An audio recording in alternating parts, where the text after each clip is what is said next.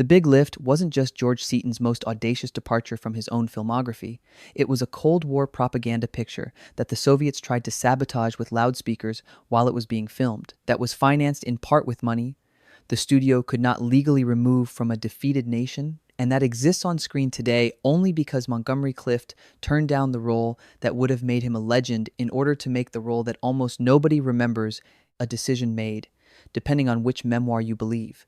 Either because his secret lover thought the other film was about her, or because he could not imagine being convincing making love to an older woman, when a furious Billy Wilder pointed out that any actor worth the name could be convincing making love to any woman alive. We are digging into the wreckage of The Big Lift with 13 secrets the studio tried to bury, secrets locked inside cinematographers' journals, Fox legal records, production scripts held in the Montgomery Clift papers at the Library of Congress, and a scholarly account of how the same film was re-edited into an entirely different argument for a German audience 3 years later. What the TCM production records confirm is that The Big Lift carried 2 working titles before Seaton settled on the final one, and the progression tells you everything about how the studio's understanding of its own film evolved. The Quartered City was the first, a title that located the film in its political and geographical argument, the 4-power occupation of Berlin as the story's fundamental condition, the city's fragmentation as the subject, rather than the event. 2 Corridors East was the second,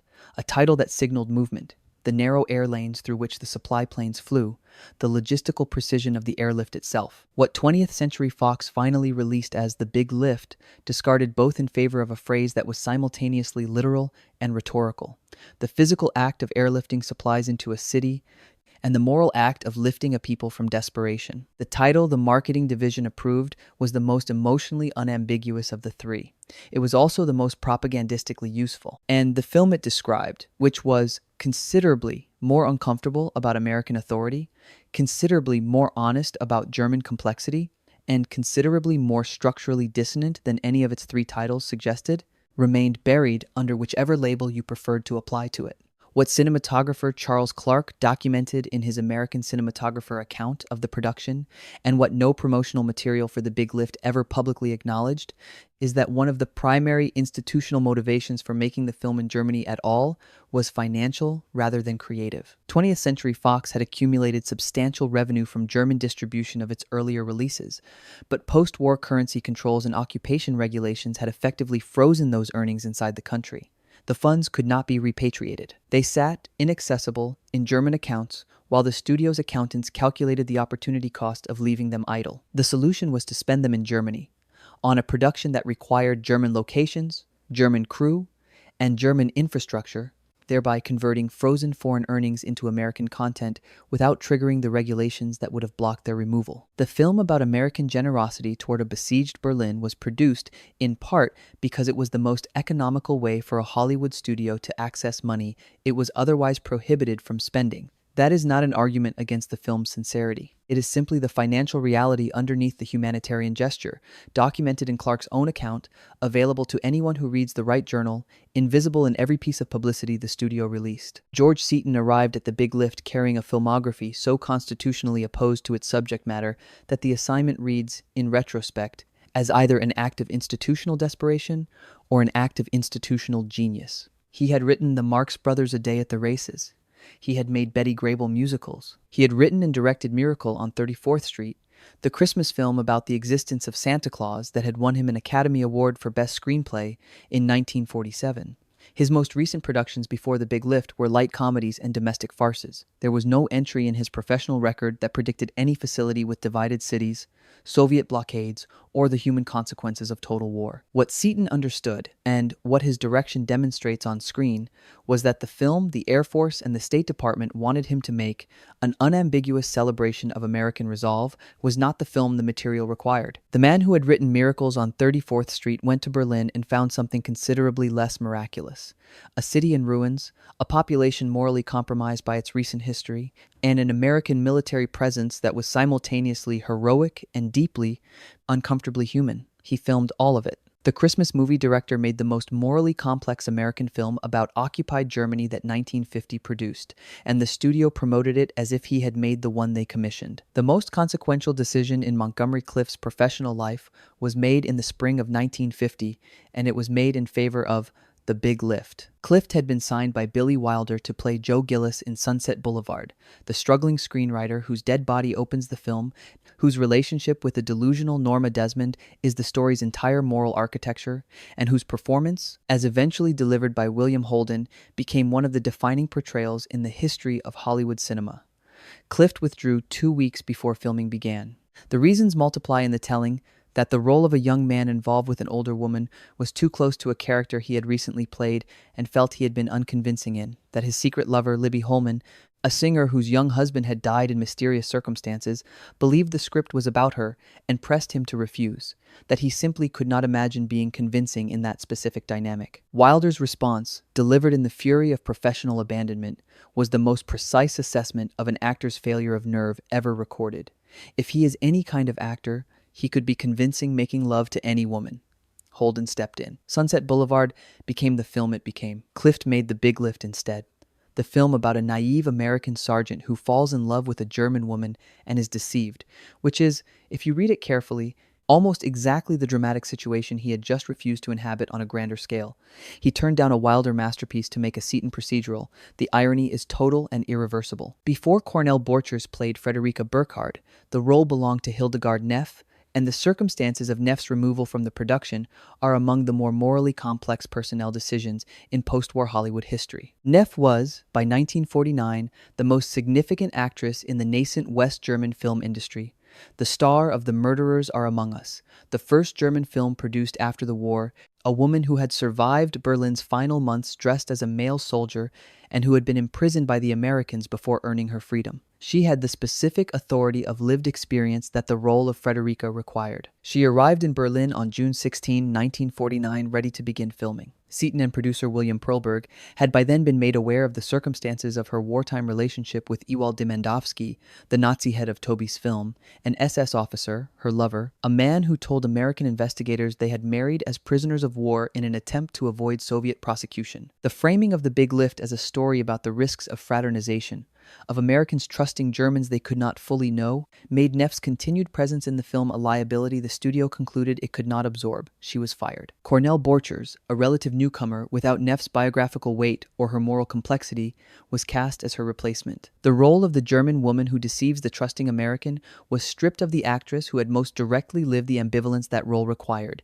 and replaced with someone who could perform it without embodying it. The film's central irony was quietly removed from the person most qualified to carry it. What George Seaton documented in a New York Times article published on April 16, 1950, and what represents one of the stranger pieces of film production history from the Cold War's inaugural year, is the specific nature of Soviet cooperation on the Big Lift's Brandenburg Gate sequence. The Soviets had promised Seaton access to the gate, which stood in their occupation zone, on the condition that he notify them in advance of all planned shooting activities. He complied. He supplied the information to their satisfaction. He assembled his cast and crew at the designated time.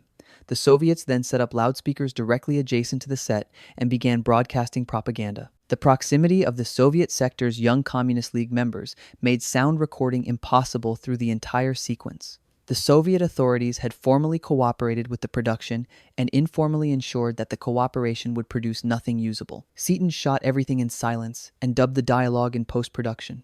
The Brandenburg Gate scene that appears in The Big Lift, one of the film's most visually striking sequences, has not a single frame of audio recorded on location. The Soviets gave Seaton his permission and his silence simultaneously, and called both cooperation. The aerial sequences in The Big Lift, praised by aviation professionals for their technical precision and cited by reviewers as among the film's most sustained achievements, were produced through an engineering decision so specific that it deserves documentation. The production used a Fairchild C-82 packet as its camera platform. The C-82's rear fuselage was designed to be removable, a military cargo feature that allowed the plane to load and unload oversized equipment. Clark and his camera crew removed the rear fuselage entirely, creating an unobstructed rearward field of view of up to 170 degrees, and installed their equipment in the resulting aperture. The result was aerial photography that no purpose-built camera plane of 1949 could have replicated, panoramic, physically immediate, with the aircraft's own structure framing rather than obstructing the shots. The C-54 Skymasters flying their coal and flour into Tempelhof were photographed from directly behind, at close range, in the actual weather conditions the airlift operated under: overcast, often stormy, the clouds and turbulence visible in every frame. No studio could have manufactured what the removable fuselage provided. The technical achievement that critics praised as effective was not craftsmanship. It was opportunism of the highest order. The exploitation of a military aircraft's accidental optical property by a cinematographer who recognized what a missing piece of fuselage could do. The Big Lift belongs to a tradition it neither invented nor transcended, and its most direct ancestor is the film that established Montgomery Clift's screen identity in the first place.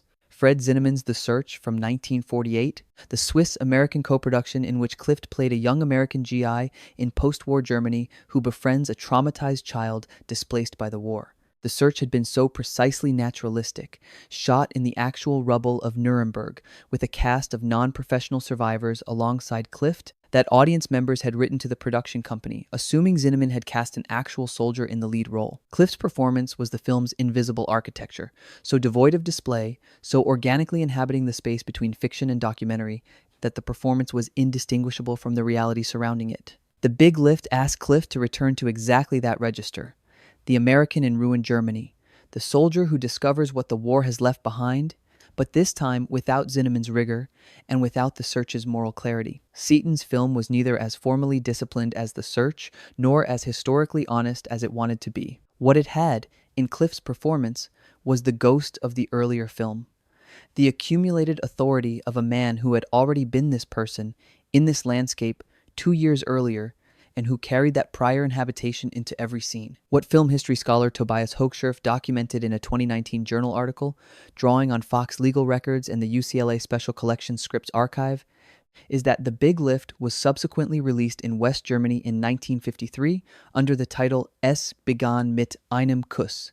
It started with a kiss, in a version so substantially re-edited that it constituted a different argument about the same events. The American version of the film ends with Frederica's deception exposed, and Danny leaving her, a narrative conclusion that confirmed every American anxiety about German untrustworthiness and rewarded the audience's suspicion that the fraternization had been a mistake. The West German version restructured the film's moral balance, softening the Frederica characterization, adjusting the ending's emphasis, and repositioning the romantic relationship as the film's central subject rather than its cautionary illustration. The same footage produced two films with substantially different moral arguments depending on which national audience was receiving it. Fox had made a propaganda film for American audiences, and then, 3 years later, made a different propaganda film for German audiences using the same footage. The film that exists in American archives and the film that played in Frankfurt cinemas in 1953 are not the same film.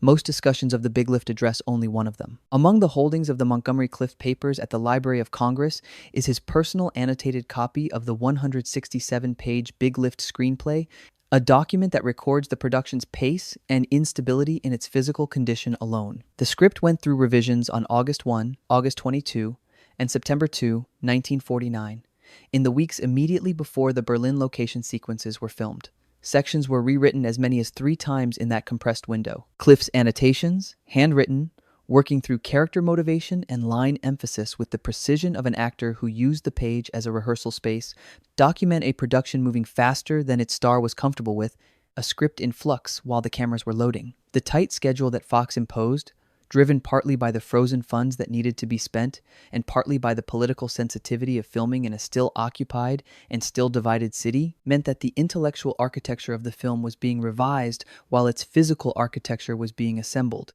The annotated screenplay is the most precise documentary record of what The Big Lift was trying to be, and it belongs to an archive that most film historians have never opened. The critical reception of The Big Lift in April 1950 was divided along a fault line that has never been accurately described. Bosley Crowther in the New York Times, writing in a remarkable coincidence of critical biography from the same paper that had published Seaton's own account of the Soviet loudspeaker disruption 2 weeks earlier, found the film possessed of many vividly realistic scenes, but concluded it lacks cohesion, clarity, or magnitude.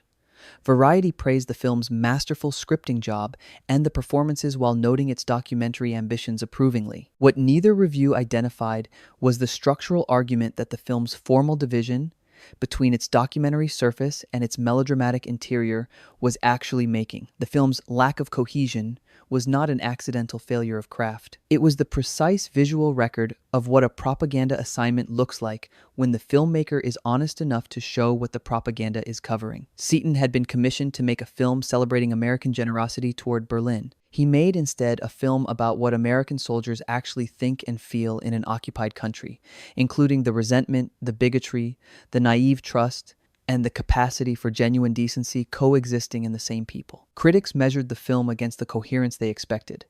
They did not measure it against the honesty it delivered. The Cold War has ended. The Berlin Wall has come down.